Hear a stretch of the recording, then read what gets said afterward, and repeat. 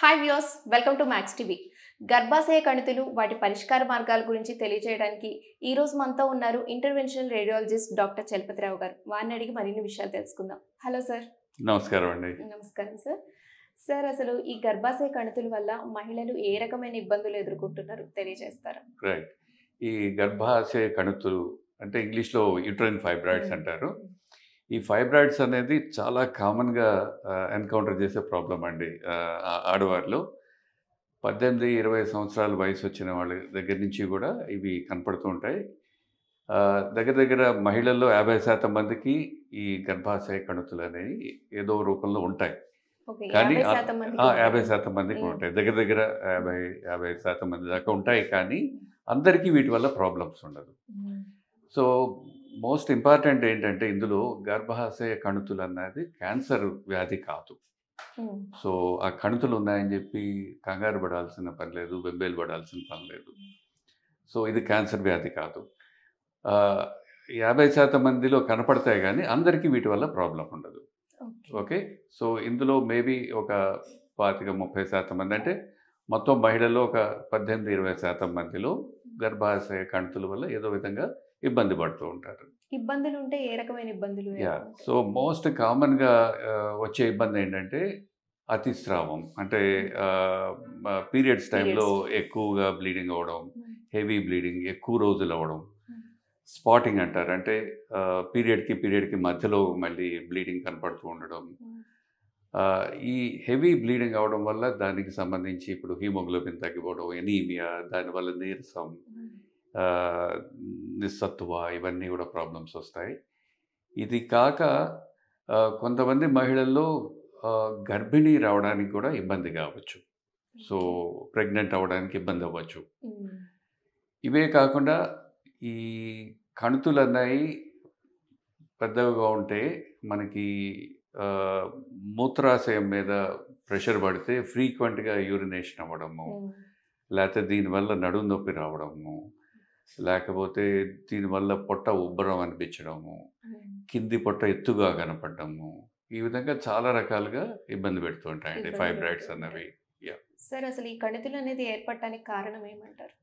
సాధారణంగా మనకి కారణం తెలియదండి. ఇవి ఎందుకు వస్తాయి అనేది మనకి కారణం తెలీదు. అది వస్తే గనక దానివల్ల ఏమైనా ప్రాబ్లం ఉంటే మాత్రం ట్రీట్మెంట్ తీసుకోవాల్సి వస్తుంది. ఓకే. అంటే ఇది అంటే వాళ్ళకి ఎప్పుడు తెలుస్తుంది సార్ అసలు కణితులు ఉన్నాయి? ఇప్పుడు నేను చెప్పిన ప్రాబ్లమ్స్, సిమ్టమ్స్ ఏమన్నా ఉన్నప్పుడు స్కాన్లు అవి చేయించుకున్నా, లేకపోతే ఏమన్నా చేయించుకుంటే అప్పుడు బయటపడుతూ ఉంటాయి ఇవి. ఎర్లీ స్టేజ్లో ఒకవేళ చూపించుకుంటే కన్సల్ట్ అయితే. సో ఇవి ప్రాబ్లమ్స్ ఉండి ఎర్లీ స్టేజ్లో దీనికి ట్రీట్మెంట్ తీసుకుంటే కనుక మీకు మరీ ఎక్కువ ఇబ్బంది పడకుండా బయటపడవచ్చు దీని నుంచి. సార్, అసలు దీనికి ట్రీట్మెంట్ ఎలా ఉంటుంది సార్?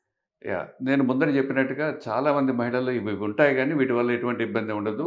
వాళ్ళకి ఎటువంటి ట్రీట్మెంట్ అవసరం లేదు. జస్ట్ కనపడి అని చెప్పి వాటికి ట్రీట్మెంట్ చేయాల్సిన అవసరం లేనే లేదు. ఇదే కనుక ఏమన్నా ఇబ్బంది పడుతుంది అంటే ఏ విధంగానంటే ఇప్పుడు ఎక్కువగా బ్లీడింగ్ అవ్వడము, లేకపోతే పిల్లలు పుట్టడానికి ఇబ్బంది అవ్వడము, లేకపోతే బ్యాక్ ఏక్ రావడము, లేకపోతే అదర్ ప్రాబ్లమ్స్ ఏమన్నా క్రియేట్ అవుతుంటే మాత్రం ట్రీట్మెంట్ తీసుకోవాల్సి వస్తుంది. సో సాధారణంగా ఇది యంగర్ ఏజ్లో, అంటే 20లోను, 30లోను, 40లో ఉన్న మహిళల్లో ఎక్కువగా చూస్తూ ఉంటామండి ఈ ప్రాబ్లం. సో ట్రెడిషనల్గా దీనికి ట్రీట్మెంట్ ఏంటంటే గైనకాలజిస్ట్ దగ్గరికి వెళ్తే కనుక గర్భసంచి తీసేయడం అనే సర్జరీ కానీ, లేదా హిస్టెక్టమీ అంటారు, పూర్తిగా గర్భసంచి తీసేయడం అనే సర్జరీ సజెస్ట్ చేస్తుంటారు. దానివల్ల ప్రాబ్లమ్స్ ఏంటంటే మనకి 50-55 సంవత్సరాలకి రావాల్సిన మెనోపాజ్ అన్నది ఒకవేళ 30-35 సంవత్సరాల మహిళకి గర్భసంచి తీసేస్తే ఆ మెనోపాజ్ వల్ల వచ్చే ప్రాబ్లమ్స్ అన్నీ కూడా 30-35 ఏళ్ళకి స్టార్ట్ అయిపోతాయి. ఓకే. అదేవిధంగా ఇంకొక ఆప్షన్ ఏంటంటే లాప్రోస్కోపిక్గా మయోమెక్టమీ అని చేస్తారంటే ఈ గర్భ సంచిలో ఉన్న కణుతుల్ని మాత్రమే రిమూవ్ చేస్తారు. సో అది కూడా చాలా మేజర్ సర్జరీ కింద లెక్క వస్తుంది. సో దానికి కూడా రికవరీ అది టైం పడుతుంది. దాంట్లో మళ్ళీ బ్లీడింగ్ అది అవుతూ ఉంటుంది. సో ఈ మేజర్ సర్జరీ వల్ల కూడా కొన్ని ప్రాబ్లమ్స్ ఉంటాయి. హిస్టెక్టమీ వల్ల అయితే మెనోపాజే వచ్చేస్తుంది. దానివల్ల 50 సంవత్సరాల మహిళల్లో రావాల్సిన ప్రాబ్లమ్స్ అన్నీ 30-35 సంవత్సరాల మహిళల్లోనే వస్తాయి. సో ఈ మేజర్ సర్జరీ అవాయిడ్ చేస్తూ వేరే ఆప్షన్ ఉందండి. అంటే ఆపరేషన్ లేకుండా ట్రీట్మెంట్ చేసే ఆప్షన్ ఉందండి దీనికి. ఓకే. ఆపరేషన్ అనేది లేకుండా ట్రీట్మెంట్ అనేది ట్రీట్మెంట్ చేయొచ్చు. ఉందంటారు. అది ఫైబ్రాయిడ్ ఎంబలైజేషన్ అంటారండి. అది ఇంటర్వెన్షనల్ రేడియాలజిస్టులు చేస్తారు. సో దీని మేజర్ అడ్వాంటేజ్ ఏంటంటే ఇప్పుడు గర్భసంచిలో కణుతులకి బ్లడ్ సప్లై ఉంటుంది. సో ఆ బ్లడ్ సప్లై మనం ఆపేస్తే గనక ఆ కణుతులన్నీ అన్నవి నెమ్మదిగా కృషించిపోతాయి, సైజ్ తగ్గిపోతాయి. Okay so sir. దాంతో ఏమవుతుందంటే మీకు గర్భసంచిలో కణుతులు ఉండడం వల్ల వచ్చే ప్రాబ్లమ్స్ అన్నవి మనకి నెమ్మదిగా క్లియర్ అయిపోతాయి. Okay sir. ఎస్పెషల్లీ ఈ బ్లీడింగ్ అయ్యే ప్రాబ్లం ఉంటే వెరీ నెక్స్ట్ సైకిల్ నుంచి నార్మల్ అయిపోతుంది. ఈ ట్రీట్మెంట్‌కి ఎన్ని డేస్ సో పడుతుంది? అది ఇంకొక మేజర్ అడ్వాంటేజ్ ఏంటంటే దీంట్లో మనకి గర్భసంచి తీసేయాల్సిన అవసరం లేదు కాబట్టి గర్భసంచి శరీరంలోనే ఉంటుంది. సో గర్భసంచి తీసేస్తే వచ్చే అవలక్షణాలన్నీ కూడా మనం అవాయిడ్ అవాయిడ్ చేయొచ్చు. చేయొచ్చు. యా. Okay sir. సో ఈ ట్రీట్మెంట్ అయిన తర్వాత కూడా మహిళ పీరియడ్స్ అవి రెగ్యులర్గా వస్తూనే ఉంటాయి. ఆ తర్వాత పిల్లలు కావాలనుకుంటే పిల్లల్ని కూడా పొందే అవకాశం ఉంటుంది. ఒకసారి గర్భసంచి తీసేస్తే మీకు అవకాశం ఉండదు. అవకాశం ఉండదు. సో అట్లాంటిది మనం చేసే ఎంబలైజేషన్ ప్రొసీజర్ వల్ల మనకి గర్భసంచి ఉంటుంది, పీరియడ్స్ రెగ్యులర్గా కంటిన్యూ అవుతాయి, దాంతో పిల్లలు కావాలంటే కలిగే అవకాశం కూడా ఉంటుంది. ఇంకొకటి ఏంటంటే మేజర్ అడ్వాంటేజ్ ఇది ఈ ఎంబలైజేషన్ ప్రొసీజర్కి మనం కట్ చేసి ఓపెన్ చేసి చేయాల్సిన అవసరం లేదు ల్యాపరోస్కోపిక్గా ట్యూబుల్ లాంటి పొట్టలో పెట్టి అది చేయాల్సిన అవసరం కూడా లేదండి. సో చిన్న నిక్ అంటే చిన్న నిక్ ద్వారా మనం ట్యూబ్స్ తోటి ట్రీట్మెంట్ చేసేయచ్చు. ఈ ట్రీట్మెంట్ అంతా కూడా లోకల్ ఎనస్థీషియాలోనే అవుతుంది. దీనికి జనరల్ ఎనస్థీషియా, స్పైనల్ ఎనస్థీషియా కూడా అవసరం ఉండదు. మహా అయితే కొద్దిగా అప్రెహెన్సివ్గా ఉంటే పేషెంట్ కొద్దిగా సెడేషన్ అది ఇవ్వాల్సి వస్తుంది. అంతే తప్పించి మేజర్ ఎనస్థీషియా కూడా అవసరం ఉండదు. చిన్న నిక్ ఇచ్చి చేసేస్తాం కాబట్టి సో రికవరీ టైం కూడా చాలా ఫాస్ట్గా ఉంటుంది. యూజువల్గా ఒక 4-5 గంటల్లో పేషెంట్ లేచి నిలబడి తిరిగి అన్ని పనులు చేసుకోవడం మొదలు పెట్టచ్చు. వితిన్ 4 to 5 డేస్లో పూర్తిగా నార్మల్ యాక్టివిటీస్ కావాలంటే వర్క్ కూడా వెళ్ళిపోయే అవకాశం ఉంటుందండి. అదే మేజర్ సర్జరీ అయితే కనుక రికవరీ టైం చాలా ఎక్కువ ఉంటుంది. సో దాంతో కంపేర్ చేసుకుంటే మనం చేసే ఎంబలైజేషన్ ప్రొసీజర్ చాలా తేలిగ్గా అయిపోతుంది. సో చాలా అడ్వాంటేజెస్ కూడా. సార్ మరి ఈ ట్రీట్మెంట్ అయిపోయిన తర్వాత మళ్ళీ ఏమైనా వచ్చే ఛాన్సెస్ ఉన్నాయా? సో మళ్ళీ వచ్చే అవకాశం ఉంటుంది. 1% మహిళల్లో మళ్ళీ తిరగబెట్టే అవకాశం ఉంటుంది. బట్ ఈ ప్రొసీజర్ ఇంత తేలిగ్గా ఉంటుంది కాబట్టి అవసరమైతే మళ్ళీ చేయొచ్చండి, ఇబ్బంది ఏమి ఉండదు. సాధారణంగా ఒక్కసారి తిరగబెట్టచ్చు, అది కూడా 1% మహిళల్లో. ఇన్ కేస్ మళ్ళీ ఏమైనా తిరగబడితే మళ్ళీ ప్రాబ్లం అయితే మళ్ళీ అదే ప్రొసీజర్ మళ్ళీ చేయొచ్చండి, ఇబ్బంది ఏమి ఉండదు. సార్ ఈ ప్రొసీజర్ కంప్లీట్ అయిన తర్వాత అంటే మీరేమైనా అంటే వాళ్ళ లైఫ్ స్టైల్ కానీ ఏదైనా అంటే రిస్ట్రిక్షన్స్ కానీ ఫాలో అప్ అవ్వాలి? డెఫినెట్గా అంటే పెద్ద ఫాలో అప్ కూడా అవసరం లేదండి. అదే మేజర్ అడ్వాంటేజ్ దీనికి. ఎందుకంటే మేజర్ కాంప్లికేషన్స్ ఏం పెద్ద ఎక్స్పెక్ట్ చేయక్కర్లేదు. ఓకే, డెఫినెట్గా ప్రొసీజర్ అన్నాక కాంప్లికేషన్స్ లేకుండా ఉండవు. బట్ 1% కంటే కూడా తక్కువ కాంప్లికేషన్ రేట్స్ అండి. అంటే మనం దీన్ని హిస్టెక్టమీ లేకపోతే మయోమెక్టమీతో కంపేర్ చేస్తే కాంప్లికేషన్ రేట్స్ చాలా తక్కువ అండి దీనికి. సో మహా అయితే ఒక నెల రోజుల తర్వాత 3 నెలల తర్వాత మళ్ళీ ఫాలోఅప్కి రావాల్సిన అవసరం ఉంటుంది. అంతే, అంతకంటే పెద్ద ఫాలోఅప్ ఏం అవసరం ఉండదండి దీనికి. సార్ ఈ ట్రీట్మెంట్ ఖర్చుతో కూడుకున్నదా లేదా మధ్యతరగతి వాళ్ళు కూడా చేయించుకునేదా? తప్పకుండా అఫోర్డబుల్గానే ఉంటుందండి ఇది. ఇప్పుడు హిస్టెక్టమీ అంటే మీకు హాస్పిటల్లోనే కనీసం ఒక 4 నుంచి వారం రోజులు ఉండాల్సి వస్తుంది. అట్లాంటిది మేము చేసే ఎంబలైజేషన్ ప్రొసీజర్ మ్యాక్సిమం 48 గంటలు, 2 రోజుల కంటే ఎక్కువ ఉండాల్సిన అవసరం ఉండదండి. సో ఆ విధంగా చూసుకుంటే కనుక లెంగ్త్ ఆఫ్ హాస్పిటలైజేషన్ తక్కువే. ఇప్పుడు వర్కింగ్ ఉమెన్ అనుకోండి, వాళ్ళు పనులన్నీ మానుకుని ఉద్యోగాలు మానుకుని ఇంట్లో ఉండాల్సిన అవసరం ఉండదు. 4-5 రోజుల్లో శుభ్రంగా వర్క్ కూడా వెళ్ళిపోవచ్చు. అదే కనుక మేజర్ సర్జరీ తోటి అది పాసిబిలిటీ ఉండదండి. ఆ విధంగా చూసుకుంటే ఇది మేజర్ సర్జరీ కన్నా కూడా మోర్ ఎకనామికల్ అవుతుందండి. సార్ ఈ కణితులు ఉన్నప్పుడు ఏ ట్రీట్మెంట్ ఏ సర్జరీ చేయించుకోకపోతే వచ్చే ప్రమాదాలు ఏంటి? సో ఈ కణితులు బాగా పెద్దగా ఉన్నాయనుకోండి, ఒక్కొక్కసారి పొట్టంతా కూడా నిండిపోయి ఉంటాయండి. సో అంత పెద్ద కణితులు ఉన్నప్పుడు మనం చేసే ఎంబలైజేషన్ ప్రొసీజర్ పాసిబుల్ కాదు. సో ఒక మాదిరి సైజు ఉన్నంత వరకు మాత్రమే చేయగలమండి. ఇప్పుడు ప్రతి ఫైబ్రాయిడ్ మేము ట్రీట్ చేయగలమని నేను చెప్పలేను. కానీ ఒక మాదిరి సైజు ఉన్న పేషెంట్స్‌లో ఇది చాలా మంచి రిజల్ట్స్ ఇస్తాయండి. సార్ అంటే మీ దగ్గరకు వచ్చే పేషెంట్స్‌లో ఎంత శాతం వరకు అంటే మీరన్నట్టు 50% మందికి ఉంటుంది కంటిలో 50% మంది మహిళల్లో కనపడుతుంది గానీ అందరికీ ప్రాబ్లమ్ ఉండదండి. అందరికీ ప్రాబ్లమ్. అందరికీ ప్రాబ్లమ్ సార్ ఉండదు. మరి కొంతమందికి ప్రాబ్లమ్ లేని వాళ్ళకి కణితులు వచ్చి తర్వాత వాటికవే డిసపియర్ అయిపోతాయి. ఉంటే ఉండనియండి, ఏమవ్వదు వాటి వల్ల. శరీరంలో ఒక పార్ట్ లాగానే అవి గూడాను.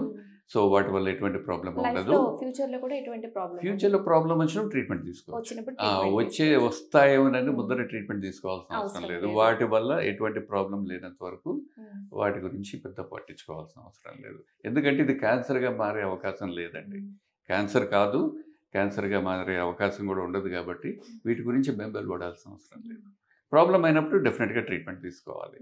ఎందుకంటే నేను చెప్పినట్టు హెవీగా బ్లీడింగ్ అది అవుతూ ఉంటే ఎనీమియా, దానివల్ల వచ్చే నీరసం, దానివల్ల మళ్ళీ ఇంకా వేరే ప్రాబ్లమ్స్ కూడా వస్తాయి. సో, అట్లాంటివి రాకుండా ప్రాబ్లమ్ వచ్చినప్పుడు ట్రీట్మెంట్ తీసుకోవాలి. ప్రాబ్లమ్ లేకపోతే వాటి గురించి అంత పట్టించుకోవాల్సిన అవసరం లేదు. ఏజ్ నుంచి ఏజ్ వరకు వస్తే సార్ ఎక్కువగా యూజువల్‌గా 18, 20 ఏళ్ల పిల్లల దగ్గర నుంచి చూస్తూ ఉంటామండి, మహిళల దగ్గర నుంచి. ఇంకా ఏ ఏ ఏజ్‌లో అయినా ప్రాబ్లమ్ రావచ్చు. యూజువల్‌గా మనకి మెనోపాజ్ వచ్చిన తర్వాత వీటి వల్ల వచ్చే ప్రాబ్లమ్స్ కూడా తగ్గుతాయి. తగ్గుతాయి.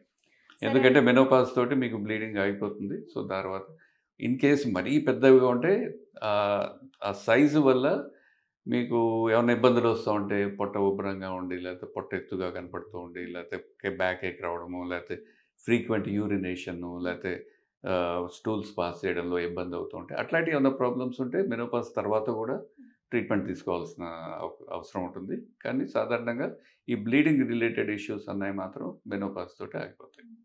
సరే ఈ ప్రెగ్నెన్సీ లేడీస్‌లో ఒకవేళ ప్రెగ్నెన్సీ మధ్యలో ఏమైనా వచ్చే ఛాన్సెస్ ఉంటాయా సార్? యాహ్! చాలా సార్లు ప్రెగ్నెన్సీ మధ్యలోనే బయటపడుతూ ఉంటాయండి. ప్రెగ్నెంట్‌గా ఉన్న విమెన్‌లో మనం ఏం చేయలేము ఏం దాని చేయలేము. గురించి. దానివల్ల యాహ్! అంటే ఏం ప్రాబ్లమ్ ఉండదా సార్? ప్రాబ్లమ్స్ రావచ్చు. జాగ్రత్తగా ప్రెగ్నెన్సీ ఆహ్, డెలివరీ ఫాలో అప్ అది జాగ్రత్తగా చేయాల్సొస్తుంది. డెలివరీ అది కూడా జాగ్రత్తగా చేయాల్సొస్తుంది. సరే అంటే ఈ కణితులు అంటే కొంతమంది మహిళలకు మాత్రమే ఇది ఇబ్బంది ఉంటుందన్నారు కదా! హ్మ్. మరి వాళ్ళకేమైనా ఇన్ఫెర్టిలిటీ ప్రాబ్లమ్స్ లాంటివి ఉంటాయా? ఇన్ఫెర్టిలిటీ ప్రాబ్లమ్స్ రావచ్చండి. ఇన్ఫెర్టిలిటీ ప్రాబ్లమ్స్ వచ్చినప్పుడు మనం ఎంబలైజేషన్ ప్రొసీజర్ చేయొచ్చు. చేసిన తర్వాత గర్భిణీ వచ్చిన దాఖలాలు కూడా ఉన్నాయండి. సార్ ఈ గర్భాశయ కణితులు ఉన్నవాళ్ళు ఎలాంటి జాగ్రత్తలు తీసుకోవాలి సార్? రైట్.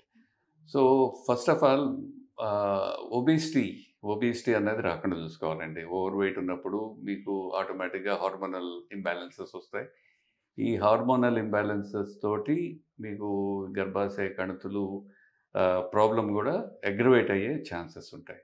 అందుకని చెప్పి మనం ఊబకాయం రాకుండా ఒకటి చూసుకోవాలి. దాని గురించి ఏంటంటే రెగ్యులర్‌గా ఫిజికల్ యాక్టివిటీ ఉంచుకోవడం, ఎక్సర్సైజ్ చేయడం గానీ, లేకపోతే యోగా చేయడం, వాకింగ్‌కి వెళ్ళడం చేస్తూ ఉండాలి. అట్లాగే బ్యాలెన్స్‌డ్ డైట్ తీసుకుంటూ ఉండాలి. So, physical activity, balanced diet తీసుకొని ఊబకాయం రాకుండా చూసుకుంటే, ఈ గర్భాశయ కణుతులన్నయి మరి ఇబ్బంది పెట్టకుండా ఇబ్బంది ఉంటాయండి. పెట్టకుండా పెరగకుండా ట్రీట్మెంట్ ఉంటాయి. తర్వాత ట్రీట్మెంట్ తర్వాత కూడా సేమ్ అదే అడ్వైస్ చెప్తామండి. Same advice yeah! చేస్తారు. Same advice. సార్ మీరు ఇందాక అన్నట్టు అంటే గర్భాశయ కణితులు ఉన్న వారికి కొంతమందికి మాత్రమే సిమ్టమ్స్ అనేది తెలుస్తాయి అని చెప్పి. ఈ సిమ్టమ్స్ ఉన్న ఒక మహిళ మీ దగ్గరకు వచ్చినప్పుడు అంటే మీరు ఏ విధంగా ట్రీట్మెంట్ స్టార్ట్ చేస్తారు రైట్. సార్? సో, ఫస్ట్ అది ప్రాబ్లమ్ ఉందా లేదా అని కన్ఫర్మ్ చేసుకోవడానికి స్కాన్ ఒకటి చేయిస్తామండి. అల్ట్రాసౌండ్ స్కాన్ అంటాం అది. అల్ట్రాసౌండ్ స్కాన్ అబ్డోమెన్, పొట్టకి అల్ట్రాసౌండ్ స్కాన్ చేయిస్తాము. కొద్దిమంది మహిళల్లో అవసరమైతే గనక ఎంఆర్ఐ స్కాన్ కూడా చేయించాల్సొస్తుంది. ఒక్కొక్కసారి వేరే రకమైన ప్రాబ్లమ్ కూడా కణుతుల్లాగా కనపడొచ్చు. అది రూల్ ఔట్ చేయడానికని చెప్పి ఆహ్, కొంతమంది మహిళల్లో ఎంఆర్ఐ స్కాన్ కూడా అవసరం అవుతుంది. ఇది అయిన తర్వాత ఒకసారి ట్రీట్మెంట్ అవసరం అవుతుందని కన్ఫర్మ్ చేసుకున్న తర్వాత కొన్ని బేసిక్ రక్త పరీక్షలవి చేయించాల్సొస్తుందండి. దాంతో పాటు పాప్ స్మియర్ టెస్ట్ అని ఒకటి చేయిస్తామండి. Cervical pap smear. సో, ఇదెందుకు చేయిస్తాము అంటే ఈ ఆహ్, ఆహ్, ఈ జెనిటో యూరినరీ జెనిటల్ ట్రాక్ట్‌లో ఎటువంటి క్యాన్సర్ లేదు అని కన్ఫర్మ్ చేసుకోవడానికని చెప్పి ఈ పాప్ స్మియర్ టెస్ట్ అన్నది చాలా ఉపయోగపడుతుంది. సో, సాధారణంగా ఆహ్, పెళ్ళైన మహిళలందరిలోనూ కూడా ఈ పాప్ స్మియర్ టెస్ట్ అన్నది కూడా చేయిస్తామండి. ఇవన్నీ చేయించి పేషెంటు ఆహ్, ఆహ్, ట్రీట్మెంట్‌కి చేయించుకోవడానికి ప్రాబ్లమ్ లేకుండా ఉంటుందనుకున్నప్పుడు మేము ముందుకు వెళ్ళి ట్రీట్మెంట్ చేస్తామండి. ఎంబలైజేషన్ అన్నది చేస్తాం. ఇది ఏదైనా హాస్పిటల్‌లోనే చేయాల్సి వస్తుందండి. ఎందుకంటే ఈ ట్రీట్మెంట్ అన్నది క్యాత్ ల్యాబ్ అనేది ఒక ఎక్స్‌రే ఎక్విప్‌మెంట్ ఉపయోగించి చేస్తాం. సో, ఈ వైద్యం ఎట్లా ఉంటుందంటే ఆహ్, గజ్జల దగ్గర చిన్న అదే రక్తనాళానికి చిన్న హోల్ లాగా చేసి అందులోంచి చిన్న ట్యూబ్ ఒకటి పంపిస్తామండి. ఆ ట్యూబు ఈ కణుతులకి బ్లడ్ సప్లై చేసే రక్తనాళాల్లోకి పంపించి రక్తనాళాలన్నది బ్లాక్ చేసేస్తామండి. సో, ఈ ఇసుక లాంటి పదార్థం పీవీఏ పార్టికల్స్ అంటారండి. లేతే జెల్ ఫోమ్ పార్టికల్స్. ఇసుక రేణువుల కంటే చిన్నవిగా ఉంటాయండి అవి. మెటీరియల్ ఇంజెక్ట్ చేస్తాము ఆ రక్తనాళాల్లోకి. రక్తనాళాల్లోకి ఇంజెక్ట్ చేస్తే బ్లడ్ సప్లై కట్ ఆఫ్ అయిపోతుంది ఈ కణుతులకి. సో, దాంతోటి అవి నెమ్మదిగా కృషించిపోతాయి. చిన్నగా అయిపోతాయి. సో, దాంతోటి వెరీ నెక్స్ట్ సైకిల్ నుంచి కూడా ఒకవేళ హెవీ బ్లీడింగ్ ప్రాబ్లమ్ ఉంటే గనక హెవీ బ్లీడింగ్ అన్నది తగ్గిపోతుంది. అట్లాగే ఈ సైజ్ తగ్గుతుంది కాబట్టి ఈ సైజ్ రిలేటెడ్ ప్రాబ్లమ్స్ ఏమైనా ఉన్నా కూడా నెమ్మదిగా తగ్గిపోతాయండి. సరే అంటే ఈ గర్భాశయ సమస్యలుంటే జనరల్‌గా అందరూ లేడీస్ గైనకాలజిస్ట్ దగ్గరికెళ్తారు కదా రైట్. సార్! మరి ఇలా ఇంటర్వెన్షనల్ రేడియాలజిస్ట్ ఉంటారు. వీరి దగ్గరికి రావాలి అంటే ఎలా? చాలా చాలా మంచి ప్రశ్న వేశారండి. మీరు చెప్పింది మేజర్ ప్రాబ్లమ్ ఇది. ఎందుకంటే ఈ సొసైటీలో మనకి ఈ ప్రొసీజర్ ఉంది. ఇంకొక ఆప్షన్ ఉందన్న అవేర్‌నెస్ కూడా లేదండి. లేదు. చాలా తక్కువుంది. సో, ఇట్లాంటి ప్రోగ్రామ్స్ వల్ల అవేర్‌నెస్ పెరిగే అవకాశం ఉందండి. ఇట్లాంటి ప్రోగ్రామ్స్ ఇంకా కావాలి మనకి. ఎందుకంటే this is a wonderful solution.